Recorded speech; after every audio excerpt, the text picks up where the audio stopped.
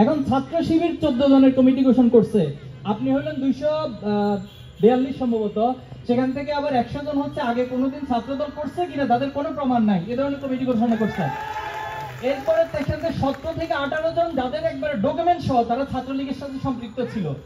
এরপরে সেখান থেকে 5 জনকে আবার আপনি বহিষ্কার করতে বাধ্য হয়েছেন। তাহলে আপনি কোন ক্যাটাগরির এই 245 জন কমিটি গঠন করছেন আমাদের জানা নাই। আচ্ছা, যাই হোক, আমার প্রশ্নটা হচ্ছে জাহিদ ভাইয়ের কাছে। বর্তমানে আমি সূর্যসেন হলে থাকছি, আমি ছাত্রদলের একজন অ্যাক্টিভিস্ট। আমার একটা রাজনৈতিক পরিচয় সাথে নিয়েই আমি থাকছি এবং বিগত বছরগুলোতে আমার এই রাজনৈতিক পরিচয় নিয়েই আমি আন্দোলন সংগ্রাম করেছি।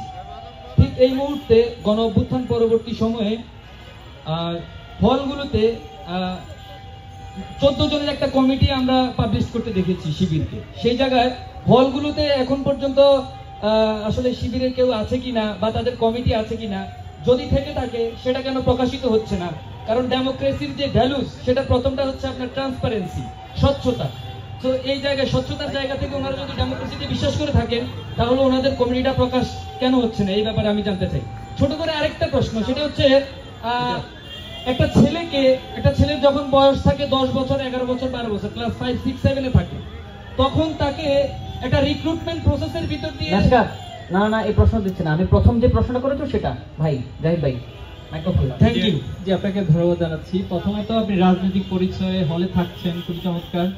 আশা করছি সবাই রাজনৈতিক পরিচয় হলে থাকবে, এটা নিয়ে আমাদের কোনো ধরনের সে নাই।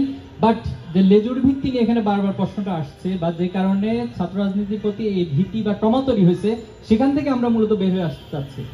তো এই ক্ষেত্রে আমাদের যেটা আসলে সংকীর্ণ জায়গায় আমরা পৌঁছে যাই, দেখেন শহীদদেরকে নিয়ে আমরা সংকীর্ণতার পরিচয় দিই, যে দুঃখজনক আসলে কিছু হইতে পারে না। একজন শহীদ কি দলের জন্য হয়? এই আন্দোলন কি শুধু দলের ছিল? এই আন্দোলন তো সবার ছিল, এর না মাজলুমদের ছিল, ফ্যাসিবাদের বিরুদ্ধে ছিল। তাহলে কেন আমরা আজকে বারবার একটা দলকে বা হচ্ছে কাউকে শহীদকে নিজের করে নিচ্ছি? তাহলে আপনি দলীয়ভাবে কতজন শহীদ হয়েছে বলেন? 200, 500? তাহলে 2000 শহীদ, বাকি 1500 তারা কোন দলে যাবে? এই প্রশ্নগুলো কেন আমরা আজকে করছি না? সবাইকে কেন আমরা অন করতে পারছি না? এই জায়গাটা আমাদের ক্লিয়ার হতে হবে। আজকে মাগুরা জেলার জয়েন্ট সেক্রেটারি ছিল, উনি ওনার ওয়াইফ অন্তঃসত্ত্বা ছিলেন। আমি গত মাসে মাগুরা সফর করেছি, ওনার সাথে দেখা করে এসেছি, পরিবারের সাথে লম্বা সময় কাটিয়ে এসেছি। আজকে ভূমিষ্ঠ হয়েছে সে সন্তান, আলহামদুলিল্লাহ। তো এই যে সবাইকে অন করার মানসিকতা যদি না নিতে পারি, তাহলে আমাদেরকে আবার সে 71-এর যে পরিণতি, দলীয়ভাবে সবকিছু অন করা, দলীয়ভাবে সব ক্রেডিট দাবি করা, তাহলে সেই পরিণতির দিকে 2400 যাবে। এই কিন্তু আমি সতর্ক থাকতে বলবো।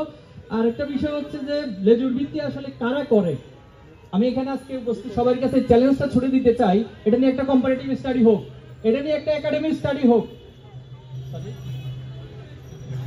আমি আসছি প্লিজ, আমি আপনার পয়েন্টে আসতেছি।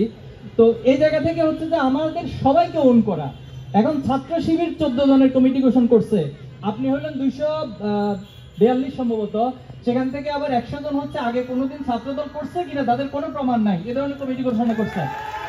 এরপরে সেখান থেকে 17 থেকে 18 জন যাদের একবার ডকুমেন্ট সহ তারা ছাত্রলীগের সাথে সম্পৃক্ত ছিল।